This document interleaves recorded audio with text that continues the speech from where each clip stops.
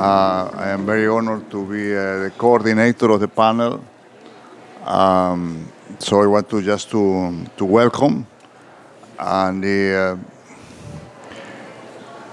will be, as you know, the rules were explained to you. There will be 6 minutes for each of you to make a presentation. I am going to make some remarks, and after that, maybe we can engage in a sort of conversation, and also someone else from the public would like to have to engage in the debate.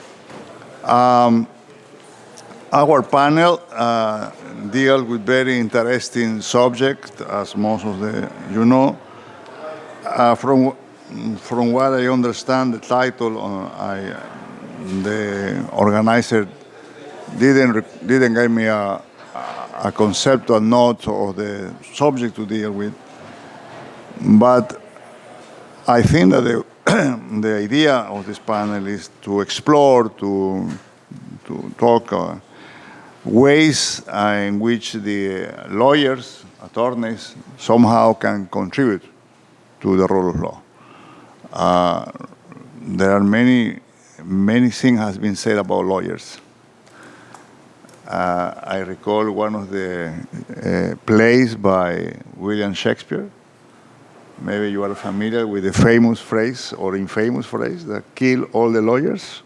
I was wondering when we were in the meeting upstairs to see that the funny thing is that this expression in the play is usually read in the context.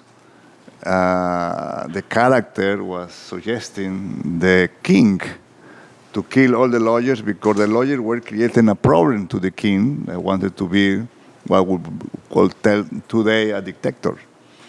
So lawyers were somehow an obstacle to and then this is a famous phrase, so taken out of context is not very friendly for us.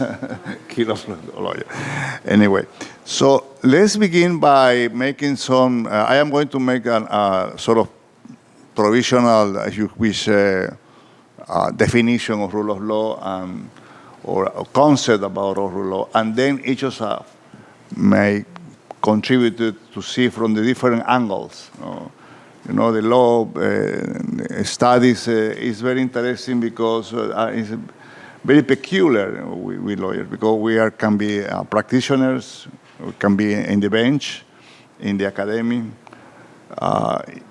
even in politics. So somehow the profession of lawyering, you can see in different scenarios we exercise our and also maybe you can think about lawyers are the only professions that usually is mentioned in most constitutions.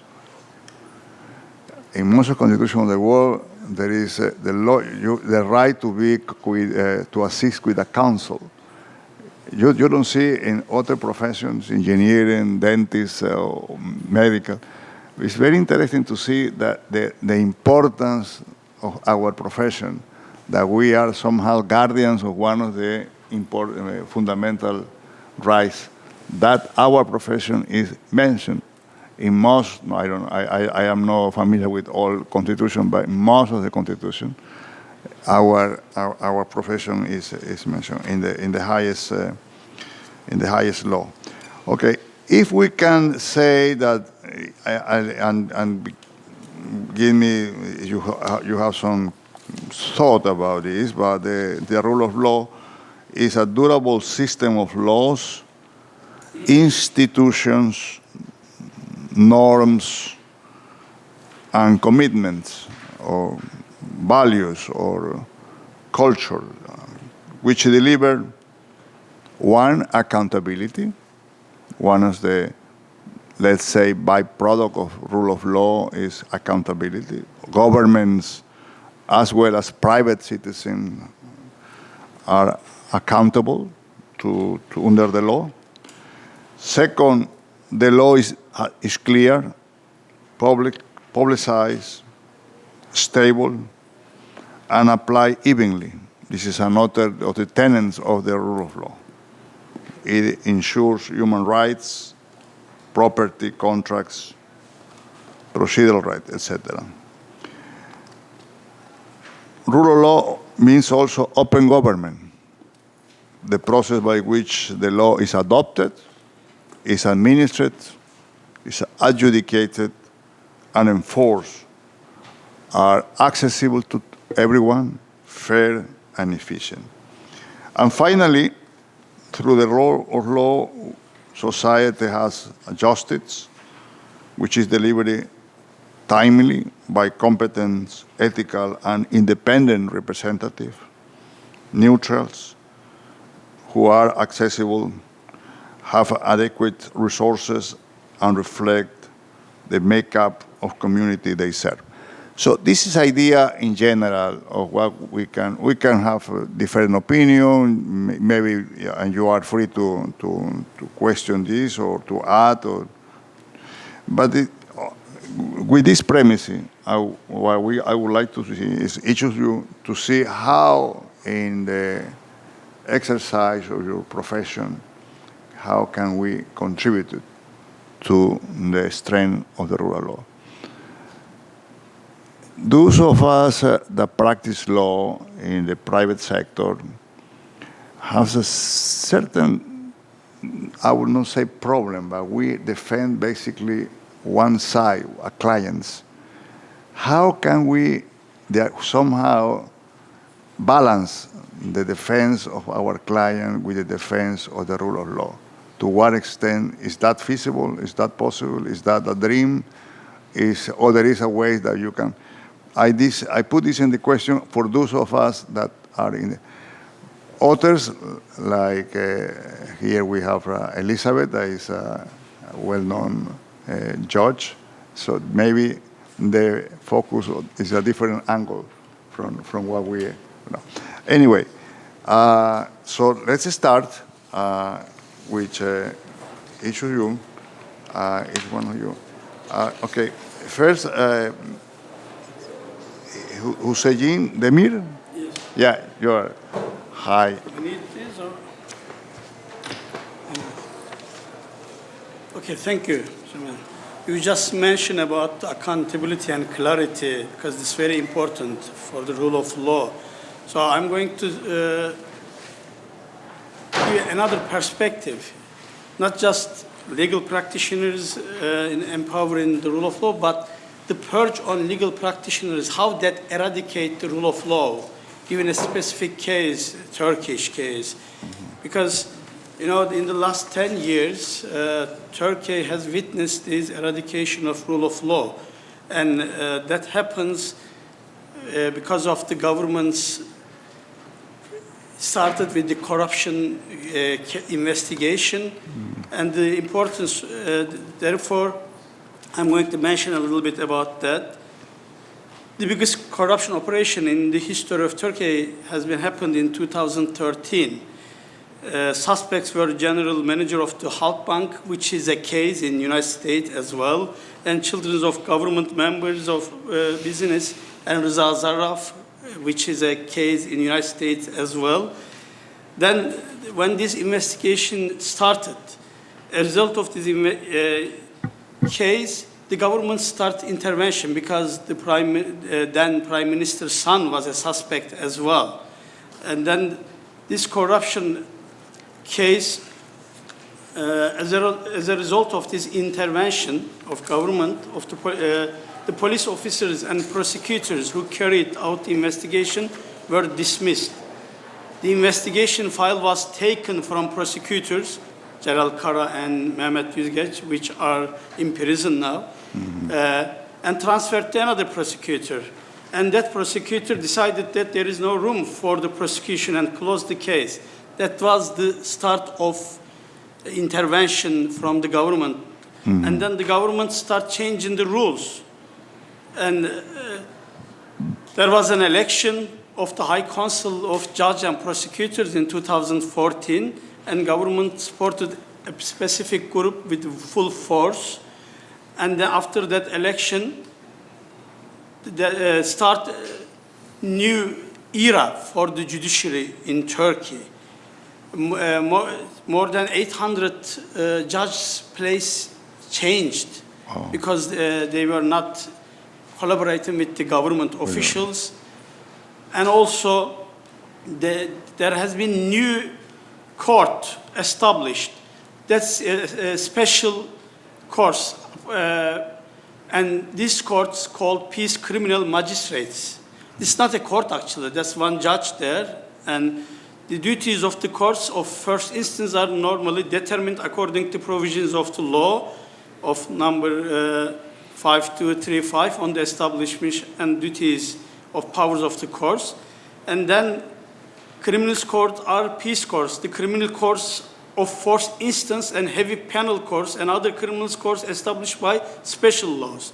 According to old regulation, the court of peace was a court that tried the crimes punishable by imprisonment for up to 2 years under a judicial fine and decide on the injunctions requested during the investigation phase of all crimes. And it was possible to appeal the criminal court of first instance, which is a higher court, against injunction decisions during the investigation phase, against the decision taken as a result of the prosecution, objection, and appeal, legal remedies could be applied. However, with the new law, the Criminal Court of Peace in Article 10 of the law on the establishment duties has been changed and replaced by the Criminal Magistrates of Peace. According to this regulation, peace magistrates do not have the character of court, but they only take part in the investigation phase. The most striking feature of the Criminal Magistrate of Peace is that they have a closed circuit system. With the amendment made, it is provided to appeal to another criminal magistrate of peace against the decision. I mean, it's a horizontal circuit. Yeah.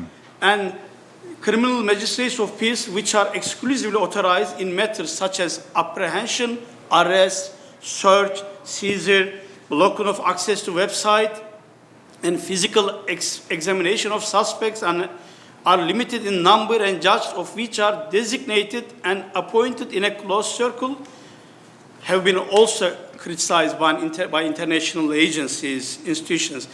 It's about like 200 judges, single judges, and they all close to government. They have been all close to government. Some of them were a member of the ruling party when they were practicing as a defense lawyer, but then they have been appointed as a judge by the government or government's controlled High Council of Judges.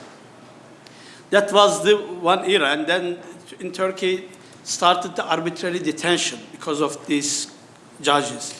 And then in 2016, there was this coup attempt, and the government declared emergency rule, and at the same night of the coup attempt, before even the military officers arrested, one of the public prosecutors, chief of public prosecutor in Ankara, issued an arrest warrant for 2,547 judges.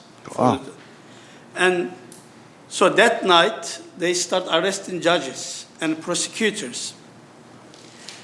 At the end of the day, with the discharging the judges and prosecutors, more than 4,500, which is totally amount to 30% of whole judiciary. And these judges were mostly experienced judges, and they were not under the control of government, and the government start appointing new judges. And normally in Turkey, when you are going to sit on the bench for criminal court, you have to be 10 years of experience. But that rule changed as well. Even 2 years old, with the 2 years of experience, the judge sits on the bench of criminal courts and start giving sentences to people which government targeted specifically, named Gülen movement, member of Gülen movement. And this period, when a judge or a court decided against someone who is close to government or the ruling party, then pro-government media or some politicians start targeting that judge. And in few days, he's been replaced, relocated, or discharged from the bench. People even witnessed that judge is sitting on the bench and he's about to pass the judgment. Then the police officers comes and arrest him while he's sitting on the bench because intelligence agents informed the government that he's going to pass the judgment, which is not what is expected by the authorities. So this happens since 10 years, but now not anymore because all the judges been replaced. So like one about a decision, one of the newspaper columnists in a tweet he wrote to the Minister of Justice said, the judge who released PKK terrorist Ahmet U in Şırnak from the court is Ayşe Özel, registry number blah, blah, blah. Can you do the needs to be done? He's addressing the Minister of Justice. Thereupon, the High Council of the judges immediately launched an investigation against the judge named in the Twitter message. The incident is one of the concrete proofs of how the judiciary is open to external influence in Turkey. And another journalist named Cem Küçük shared the following messages on Twitter as well. If these traitors are not arrested again, someone will pay a heavy price. I say this on purpose. It will be destroyed. Bekir Bozdağ, then Minister of Justice, still Minister of Justice, should urgently convene the council tonight and action should be taken against some judges. This is the demand of the people. And then, obviously, after this tweet, the council has been convened and the judge who passed the release judgment been discharged from the judiciary. These are some important cases, but there are tens of examples of this. The political power now in Turkey closely monitors the cases related to coup attempt and the cases brought against the members of Gülen movement in cases involving hundreds of questions and which have not been clarified until now due to lack of an effective and impartial investigation. The High Council of Judges intervenes in the courts to prevent the facts from coming to light in order not to answer the question that caused the opposition to describe it as controlled coup attempt and avoid revealing what happened on the night of July 15. The Parliamentary Coup Attempt Investigation Commission was intervened and a large-scale investigation was prevented. The report prepared by the Commission, which could not even take the statements of important names, such as Chief of Staff, Undersecretary of Intelligence Agency, was lost and the facts were covered up. Like this, it is seen that the government is trying to hide the facts by interfering with the coup trials. I don't know how many minutes I have. We are just about the limit. Maybe in the second round we can. Okay, I'm just gonna finish maybe saying that. Sure. There is another thing you mentioned: clarity, because there should be no punishment if the crime is not described in the law. In law, yeah. But after this coup attempt, the government invented new crimes like attending private meetings or being a member of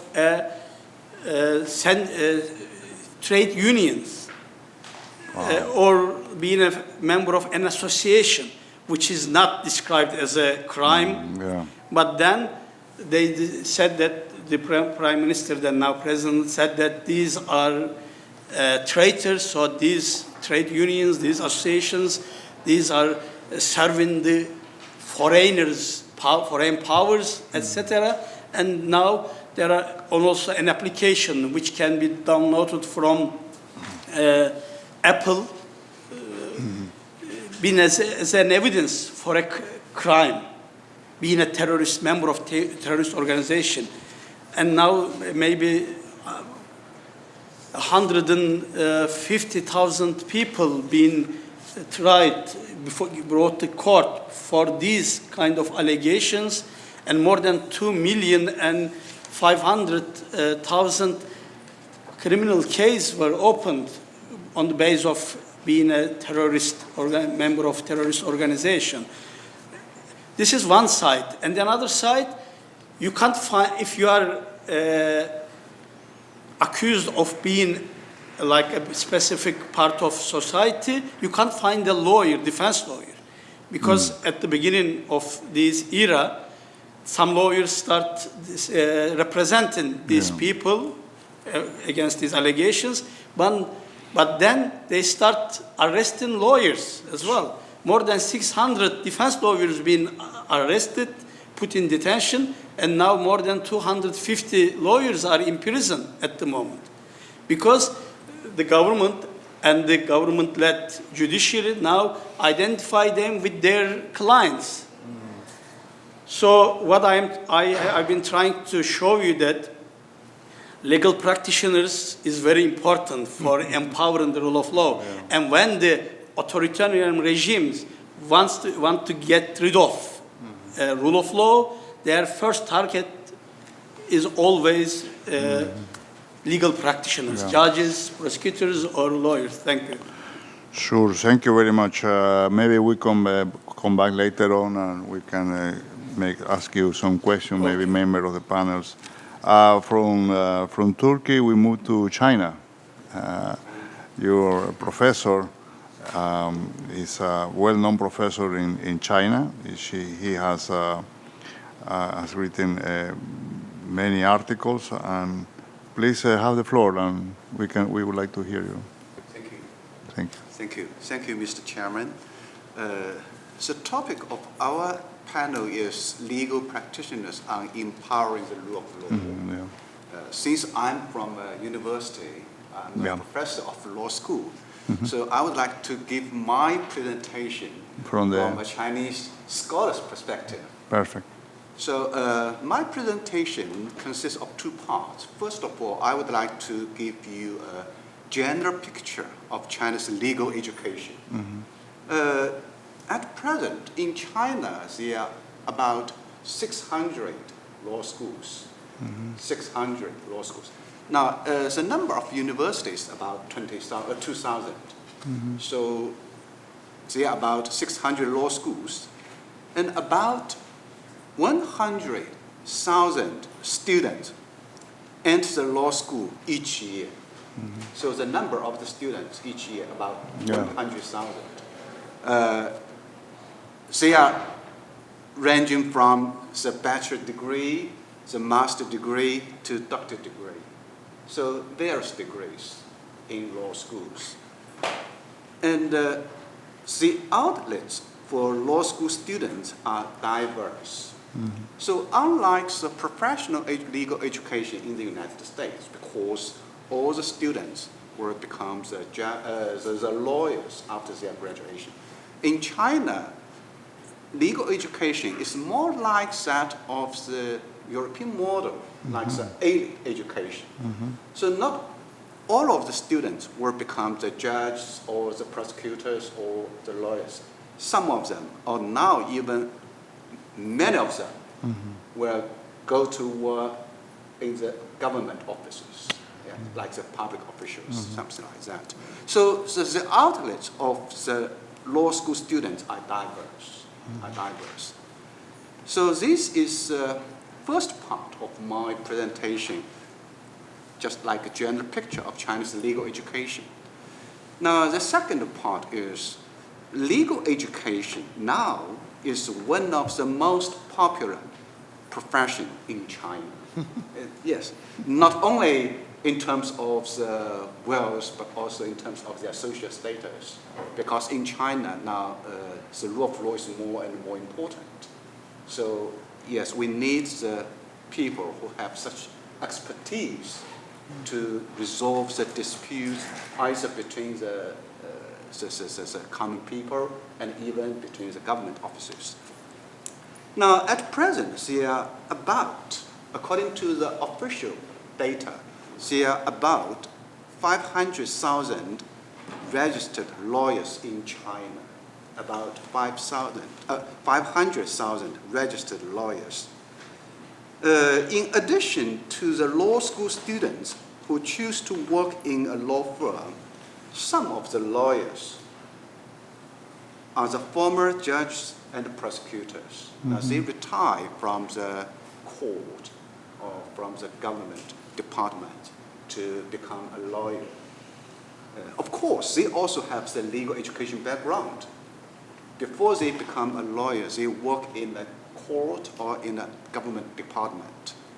So the lawyers, most of them are from the law schools after their graduation, and some of them are former judges and prosecutors. The National Judicial Examination is an entrance examination for lawyers, judges, and prosecutors. Because now we have one single examination but for the lawyers and the judges and the prosecutors. This is a qualification examination. Qualification examination, yes. So before 2018, 5 years ago, before that, undergraduates and above in all subjects are qualified to take the examination. But after that, after 2018, only the undergraduates and above with a law degree are qualified to take the examination. Now the difference is before 2018, all the university undergraduates in all subjects who are qualified to take the National Judicial Examination, even those students without a law degree, only have a bachelor degree in other subjects. But after 2018, only the students who have a law degree are qualified to take the examination. So if you graduate from a school other than the law school, you have to learn a degree from the law school, like the master's degree or so. So only the students who have a law degree, either in bachelor degree or the master's degree, they are able to take, or they are qualified to take the entrance examination. And the pass rate is very low. It's very low, yes.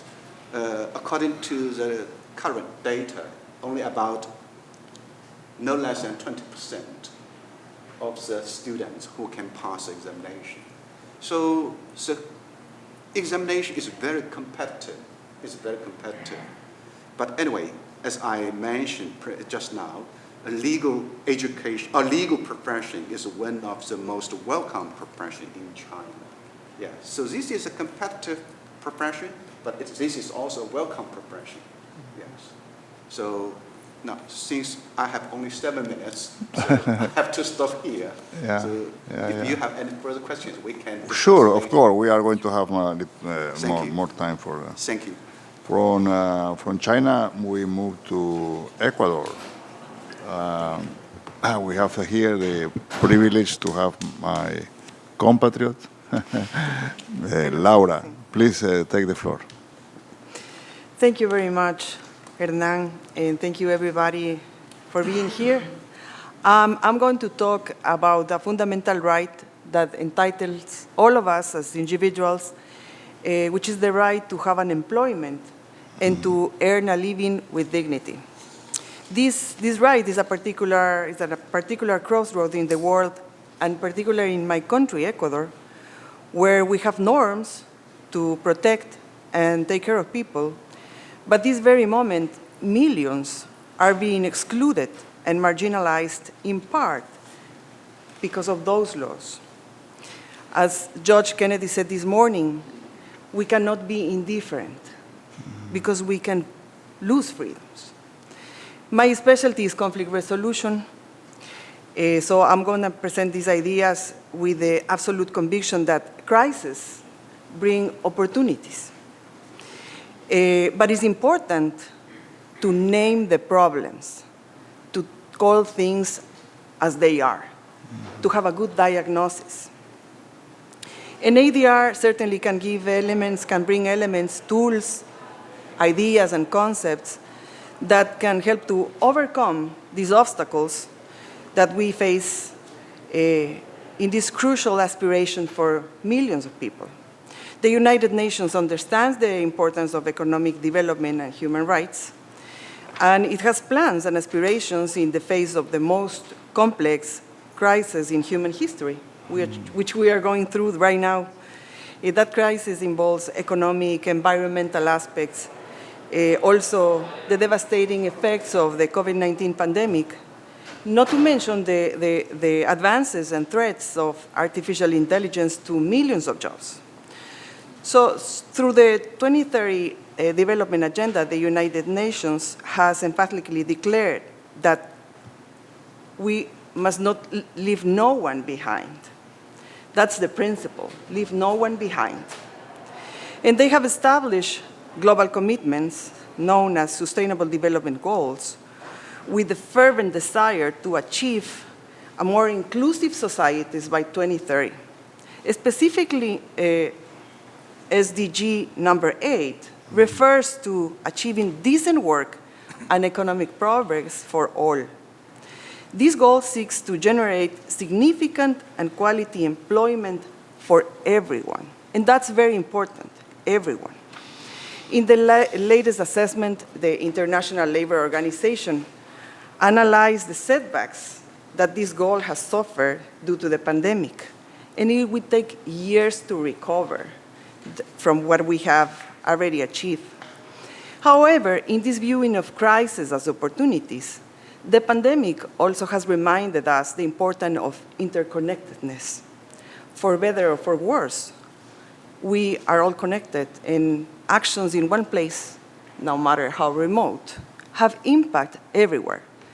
So we have also learned about collaboration, the importance of collaboration and support and solidarity are the only strategies we can adopt when crises are so severe that it seems that there is no way out. And that's currently the case with the need of employment in Ecuador. Our leaders, I must say, have failed to create the conditions and to articulate a clear discourse that allows to take ownership, that allows us to take ownership and feel urgency to find solutions to these problems. Ecuador is going through a very quickly through a deep crisis of violence and insecurity. And one very important aspect of that crisis is the lack of employment. Ecuador is located in the northwest of South America between Colombia, big countries, Colombia and Peru. And mine is a small country, which uses American dollars, their currency, since 2000. And we have an active economic population around 9 million people. But from them, only 1/3 have decent job. The 2/3 do not have decent employment. Some of them do not have access to this constitutional guarantee at all. And our current president, Guillermo Lasso, present here today, has said, there is no greater insecurity than not having a job. So it's very important to point out that these people have no voice in any dialogue, in any social political dialogue. They are completely invisible. For more than 2 decades, Ecuador has failed to take measures to generate employment, and that includes the necessity to update our legislation. That is important to recognize the helplessness in which these citizens find themselves at this moment. In this sense, another lesson from the pandemic has made clear the vital importance of flexibility and adaptability. All of us have been touched by this requirement. All of us have been in the necessity to adapt. So I wonder if individuals have to embrace the need to be flexible and to adapt. It is not fair to expect the same from the law that is supposed to protect and serve every one of us. And the consequences are very painful. They have aspects in relation to migration.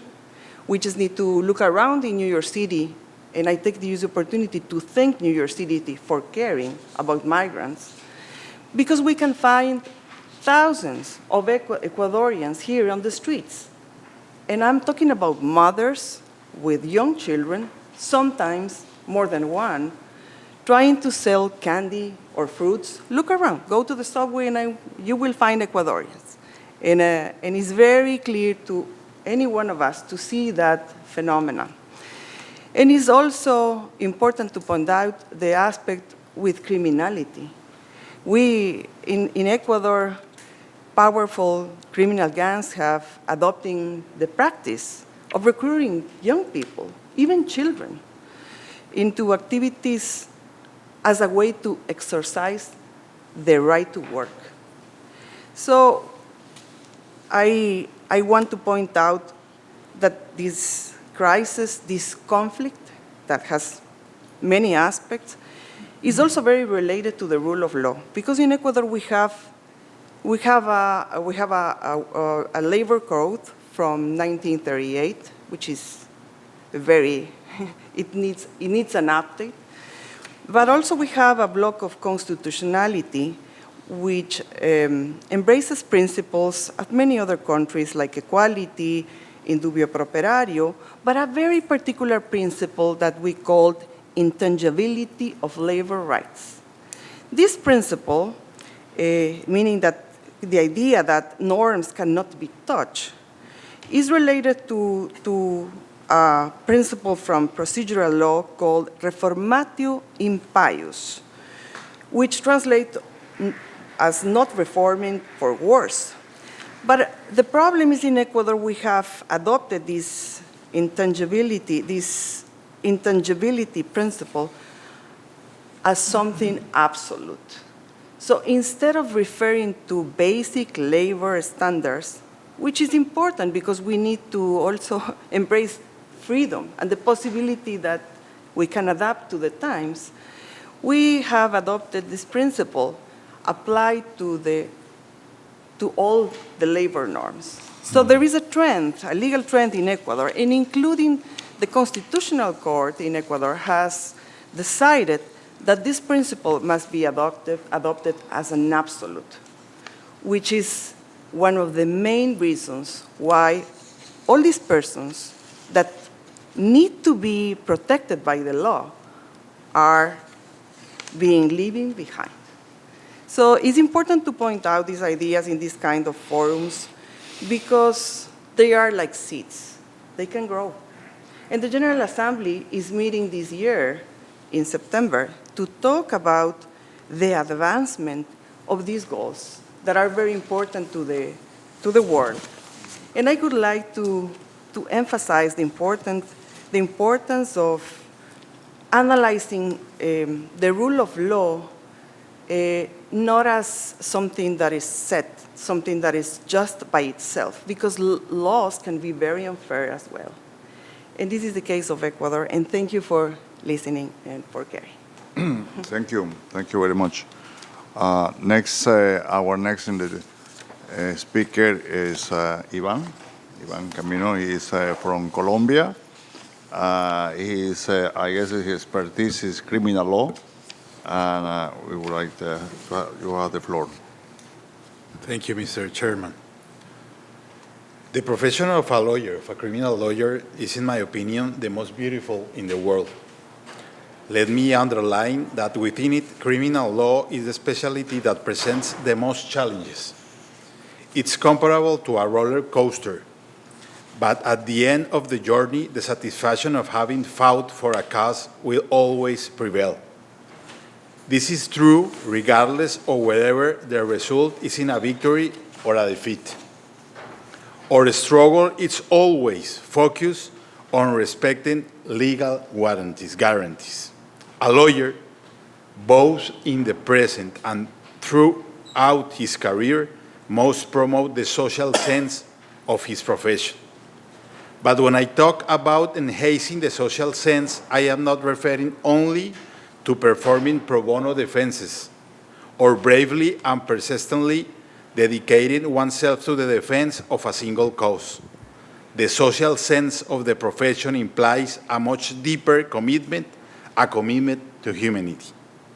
This commitment involves fighting for respect for the guarantee of any citizen anywhere in the world when applying the law from any role, but especially from litigation, if we truly aspire to consider ourselves a democracy. A lawyer must show willingness, keep constantly updated, be a cultured person, and above all, be generous in sharing his knowledge. A lawyer must be a teacher, not only in university classroom, but also in his professional practice. He must teach in a dignified and ethical manner. It must be understood that the task of, for example, a litigating lawyer is not to win a popularity contest. It's about representing a person or a cause. Regardless of their ideology of the crime they have committed. That said, always maintaining a strong defense of their rights, even if they have been convicted. There are people who believe that convicts, in addition to losing their freedom, also lose their dignity. This is a mistake. Therefore, as lawyers, we have a duty to uphold all the fundamental rights of our clients, whether they are defendants or victims, from the beginning of the process until they serve their sentence. And even after the sentence has been served, we work to try resocialize them. The modern lawyer, that current lawyer, has also gained significant space in virtuality justice. In Colombia, perhaps, it was one of the countries where this figure was most successful in humanizing the process, and I want to refer to this in the following way. The first great achievement was that victims could attend their trials without fear of threats of dangers to their life or integrity. They could witness and even testify without anyone knowing their location, also allowing cross-examination while ensuring the right to defense. Unfortunately, in our country, a recent decision by our Constitutional Court reversed this achievement, forcing victims to confront their aggressors face-to-face during the trial. This, of course, many of them will not do, which contributes to impunity. Virtuality also serves to humanize the process in the sense that I brought very remote regions into contact with justice that they did not have before, even though Colombia has connectivity problems. It is true that with a cell phone data network, which could be in the house of one of the inhabitants of a remote city, in the library or in some state office, they could have access to the hearings, to justice. It brought the citizen closer through virtuality. This is another point that would be lost in Colombia if Colombia eliminates virtuality in his trials. It is also important to highlight that virtuality had a significant economic and environmental impact. It allowed for considerable paper savings, eliminating the need for tedious physical files that are still managed in many Latin American countries. It taught us that you can have a complete digital file, not just a file in a PDF. This represents considerable savings for the economy, as there is no need to spend on public services or resources that do not require major modification. To conclude, it is vital to emphasize that the Colombian Association of Criminal Lawyers has been persistent in seeking the initiative to bring virtuality to law and make it permanent. a college of lawyers in which I have the honor of participating as president of its Constituent Assembly and as a founding member. We firmly believe in virtuality and in the proactive use of all available technologies, considering essential tools to humanize the judicial process. Thank you, Mr. Chair. Thank you. Thank you very much. That was very interesting about the role of virtuality, how it's a tool and that contribute to the criminal process in a way that the victims are safe. Now we move to the U.S. I have here with to my left Abja Midha. She's executive director of Volunteer of Legal Services, a civil legal organization that partners with the private bar here and the community-based organizations to facilitate the access of justice to New Yorkers, especially to immigrants. Please have the floor. Wonderful. It's great to be here and appreciate this opportunity to be in dialogue with all of you. And so I've dedicated most of my legal career to working with low-income communities to provide free civil legal services. And we just heard from our colleague here about the importance of the criminal legal justice system, and so we'll pivot now to civil. And here in the United States, there is a deeply embedded and well-recognized right to an attorney in criminal cases. That right does not exist in civil matters. Yet there are so many types of civil matters that have incredibly impactful, life-altering implications for citizens, ranging from eviction proceedings in housing court, immigration proceedings that can determine whether or not a person can remain in this country lawfully, proceedings that can determine whether or not a parent can maintain custody of their child. And in none of these settings is there a recognized federal right to counsel. And so, with that, we find that this lack of a right to an attorney has a disproportionate impact on low-income individuals who cannot afford to pay the several $100s an hour fee to hire an attorney, which over the course of a case can rack up thousands and thousands of dollars of legal bills. And with that, what ends up happening is that for the majority of low-income individuals, they must go to court on civil matters pro se, without counsel. And just to give you some context for the magnitude of this issue, the National Center for State Courts estimates that in almost 75% of civil cases in state courts, one or both parties are unrepresented. 90% of tenants facing eviction have no lawyer, and more than 90% of parents in child support cases have no counsel. Now, with that, right, some additional data to share is a recent 2022 report found that low-income Americans did not get any or enough legal help for 92% of their civil legal problems, and 74% of low-income households in this country experienced one or more civil legal problems per year.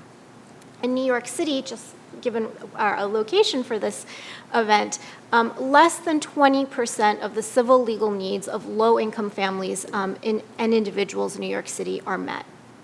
Now, it shouldn't come as a surprise then that only 28% of low-income Americans believe that people like them are treated fairly by the U.S. civil legal system. And going back to the opening remarks around the importance in a society governed by the rule of law, to have the law be applied evenly, right? These are individuals, these are families who are going into court where by virtue of the fact that they don't have an attorney, the odds are stacked against them. They do not believe that the legal system is fair to them.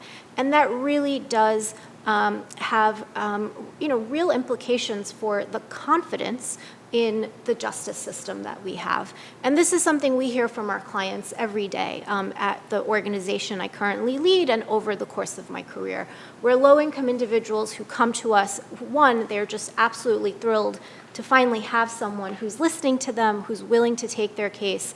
But this, just overarching feeling that the legal system is not meant to serve their needs. It is not a place that they can go to assert their rights because it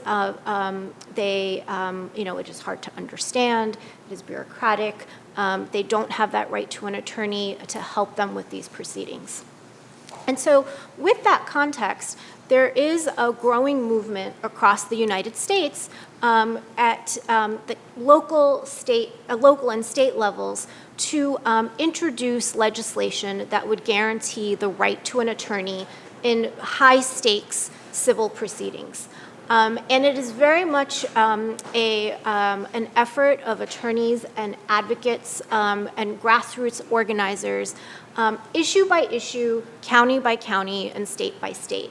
And so this movement is having some success in various practice areas in various parts of the country, and we are starting to see an emerging recognition of the right to counsel in certain types of high-stakes civil matters. So for example, here in New York City, in 2017, the New York City government passed legislation that guarantees a right to an attorney in eviction proceedings. And that's a huge, huge step forward, right? Having an attorney represent you in an eviction proceeding very much increases the chances that you will be able to stay in your home. And so that program, while there's definite room for improvement, and there have been some bumps along the way in its implementation, is huge progress. There are also in New York State advocates that are pushing for the creation of the Access to Representation Act that would provide counsel for individuals in immigration removal proceedings as well. Now, to the extent that we see right to counsel in civil matters across various parts of the state, New York State as well as the country, the studies are showing that this right to counsel is making a huge difference. And again, in these otherwise, very much life-altering, potentially life-altering cases. Not only is there the benefits of preserving the rights of the individual litigants, but there are also economic benefits in terms of decreased costs for local and state governments, in terms of increased economic benefits for households and communities, and also a greater confidence that individuals have in the legal system, which is so incredibly important for the preservation of the rule of law. And so, while there is much to be done, there is some hope in the civil legal services space here in New York and across the country that with these advocacy efforts, with increased commitment from local and state governments and funding, because that's the big piece in here, right, is you need funding for these programs to be able to pay for attorneys to provide these services. But slowly we are chipping away and trying to expand this right to counsel so that individuals, irrespective of their income, can go into court and be represented and preserve their rights. Thank you. Thank you. Very, very interesting, your remarks. I think that we are going to have some maybe conversation later on this. Next is Ms. Elizabeth Stong. She's a U.S. Bankruptcy Court on the Eastern District of New York. Member of the City Bar Committee on the Middle East and North Africa, and is professor of law, Brooklyn Law School, member of the ABA House Delegate. Please, Elizabeth. Thank you, Ambassador, and thank you everyone for the opportunity to be with you. I'm going to take a quick look at the time. It's very hard for a judge to stay on time because nobody ever tells us to stop talking. There are no more red lights at the podium when your first name in the courtroom is judge. Every time we've heard from another speaker, I've made different notes and thought, well, I'm not going to say that. I have to say this. Let me touch on just a few topics. First, it is wonderful to be with you. Welcome to the New York City Bar. It's a home for many New York lawyers. A lot of good work gets done here, and hopefully we remember that it's not only about what we do in here, but what we do out there that makes us a profession that matters. So welcome. I am a United States federal judge. What does that mean? I am 1/10 of 1% of a branch of government. Really, no kidding. I had a funny and very grounding and humbling experience on the way to the Peace Palace on the train from Schiphol, the airport in Amsterdam, to The Hague for a meeting of an organization I'm on the board of. And it was a very crowded train because it was Memorial Day and also, I think, a big rugby tournament in The Hague, and so everyone's standing up. And people chat in that setting, and a very chatty Dutch woman wanted to know what I did. And I usually just say I work for the government. Sometimes I say I used to be a lawyer. We're told for security reasons not to walk around saying, hi, I'm a judge, what do you do? For all kinds of reasons, but for some reason it came out. And she was very funny. She said, you don't look like a judge. And I thought, I guess I don't, except I do, because actually, my friends, this is what a judge looks like. So that brought me down to earth in the best possible way. I thought I would share with you that funny story, and then the reason I'm looking at my phone is not because I'm checking my email, because I don't have clients anymore, because I want to share with you the oath that every federal judge in the United States takes, because there's a lot in here to think about. As I was preparing for today and thinking about the people-centered justice concept that's kind of out there these days, hear what I promised to do when I became a judge, as every other federal judge did. I solemnly swore, and I swear again, that I will administer justice without respect to persons. That doesn't mean I don't respect persons. I respect them deeply. But it does mean that it doesn't matter if it's you, or you, or you, or the fanciest lawyer with their portrait on the wall, him, or someone without a lawyer at all, because we have a lot of those cases too. Without respect to persons, and stay with me, do equal right to the poor and to the rich. That's where that pro bono thing, that's where the unrepresented people come in. And that I will faithfully and impartially, faithfully, I'm only as good as my worst day, my friends. That's the faithfully part. Perform all the duties incumbent on me as a United States federal judge according to the best of my abilities and understanding like that. There's another constitution.